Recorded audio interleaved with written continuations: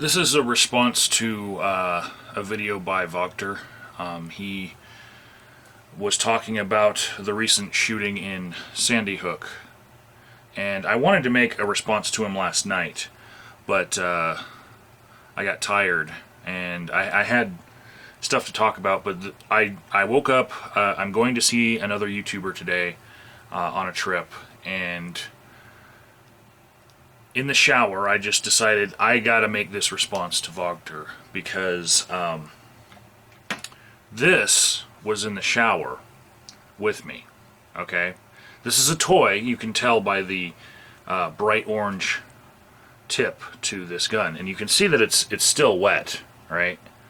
And the reason why this is still wet is because this was in the shower when I turned the water on, because my nephew plays with it as a bath toy. That's how far gone we are in America with our gun culture. Also, I got out of the shower, lightly toweled off my head. I went over the refrigerator right before hitting record here, and I pulled this off the refrigerator, and it was hanging right next to some artwork done by my niece and nephew. This is my brother's shot group. I don't know how far away this was set when he shot this, but this was hanging with pride on the refrigerator by a magnet right next to the artwork of my niece and nephew. And I personally don't own any guns, but I know that in my house there are plenty. There's an entire arsenal in my house, and I don't know what's going to get people to stop loving the gun culture that we have here in America.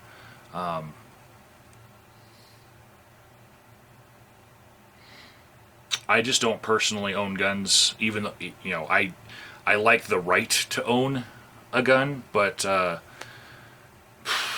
first of all, guns are like, you know, $300-400, and I can think of plenty of things to do with my money that to me are more exciting than buying a gun.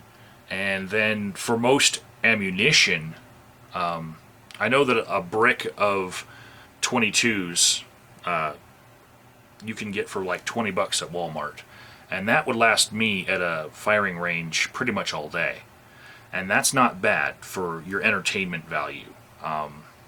If you're just going to a firing range and shooting targets for sport, $20 is less than I would spend to go to the movies. But still, it's just not exciting to me. It is for many people, and it's not just about hunting. It's not about defending ourselves from a tyrannical government. Part of it is that it is a sport in the U.S., and even in the Olympics, they have people skiing and shooting at the same time, which is something that I would never, ever want to see out in the open. When hunters are hunting game, I would never, ever want to see someone skiing while shooting. That is retarded. It's as retarded as driving while shooting. It's not safe, but people have made a sport out of it, and it's a legitimate sport that no one's crying about when they see it in the Olympics, you know. But to me, it's something I would never want to see outside of those venues. What really made me want to respond to you, Vogter, was a ad that I got from an automobile manufacturer last night. I opened it up, and there were these fake checks where you could redeem them for some value towards a car. It's a sales pitch, and they want me to trade in a Caravan that I used to own but it was totaled anyway. But they think that I still own it because they have a database that tracks your information and knows what vehicles you've bought in the past, and they want your trade-in because they're all about making money. But inside this part of the ad was what made me remember Vogter's video and really want to make a response, because in the ad there's these trucks where they have a utility compartment right here where you can put your job tools in the fender. They build a compartment into the rear fender of the truck, so you can put your tools there, right? And they call that the tradesman truck, right? But elsewhere in the ad, you can see where they have this picture right here of a rifle in that compartment, you know, scope and all, as if you're going to be driving along and you're going to see a deer, you know, off in the distance, off of the highway, and you're going to want to shoot that deer, you know, and you need to be prepared to shoot that deer, and you want to shoot that deer like whenever it pops up in your life. And that's not how I remember hunting. I remember, you know, planning out a certain amount of hours in a day and taking a trip out into the wilderness and then taking my gun with me and traveling very far and getting up in a deer stand and, you know, waiting and waiting and waiting, not just being prepared to shoot something at any given moment. But that's what this automobile manufacturer is putting out to people, that you could be ready to shoot something at any moment because we have a special compartment that holds your rifle for you in such a way that you could keep it loaded and everything and just lock it with your car key and have it right there. Yeah.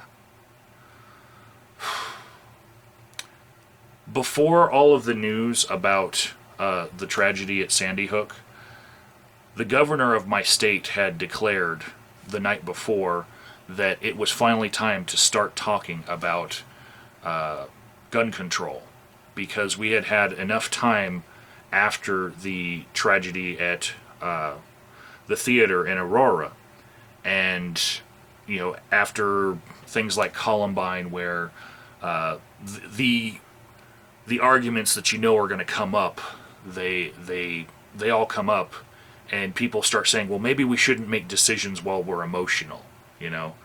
So finally enough time had passed after the Aurora shooting, and the headline on the newspapers in the grocery store that I went to said, Hickenlooper says he finally wants to talk about gun control. Our governor was finally ready to talk about it, and then another shooting happens that takes all of the nation's attention, and even in my state, like, the headlines everywhere are this new tragedy. So it's probably pushed back our gun control talks, because people on both sides of this issue, they get very fervent right after one of these things. And I don't know when it's going to be the right time to talk about it if people don't want to do it when they're emotional. You know, I think that maybe being emotional means that you have the reasons for the change freshly in your mind. But yeah, I had a friend of mine tell me a joke, and after seeing this tragedy on the news, told me this joke of, if guns are the problem, why is it that people so often walk away alive from a gun show? And so it's already started. The rhetoric is already out there, and I don't know when we're going to be ready for a change to our gun legislation, to our gun culture.